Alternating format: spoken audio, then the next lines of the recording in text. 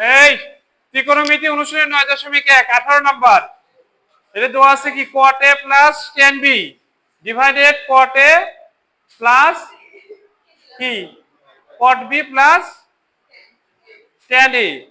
তাহলে প্রমাণ করতে হবে cot a into tan b। তাহলে এটা হবে left hand side cot a plus tan b divided cot b plus tan a।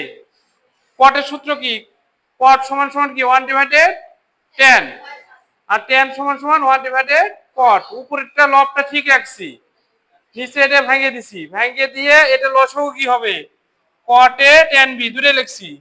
তাহলে লসাগু ডিভাইডেড হর, তাহলে tan b ক্যান্সেল, তাহলে কি হবে cot a আর এটা প্লাস এখানে কি cot a cancel tan b হলো। ওকে, এটা উল্টে যায় উপরে গেল, এটা এই যে নিচে উল্টে যায় উপরে গেছে, এটা থেকে গেছে আর নিচেটা থেকে গেছে। cot a plus tan b একই জিনিস লব হরে কেটে গেছে আর এটাতে থেকে গেছে cot a plus tan b right hand side. Okay না বুঝার আছে কাও? এটা কি 19 number left hand side root over 1 minus sine divided 1 plus sine প্রমাণ করতে হবে যে sec a minus tan a। তো আমরা লব ও হরকে 1 মাইনাস সাইন দ্বারা গুণ করে দিছি, গুণ করে দিলে মানের কোনো পরিবর্তন হয় না।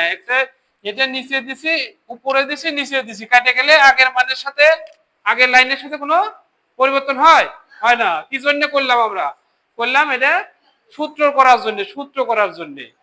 তাহলে এটা একই জিনিস একই মান, তাহলে হোল স্কয়ার হবে, যেহেতু a ইনটু a হলে কি হয় a স্কয়ার, এটা একই মান 1 মাইনাস সাইন 1 মাইনাস সাইন, তাহলে 1 মাইনাস সাইন হোল স্কয়ার লিখছি। আর নিচে a plus b into a minus b, তাহলে কি হয় সূত্র কি a plus b into a minus b, তাহলে a square minus b square. এখানে কি এখানে 1 আর b হলো সাইন, সেজন্য আমরা লিখছি 1 স্কয়ার মাইনাস সাইন স্কয়ার।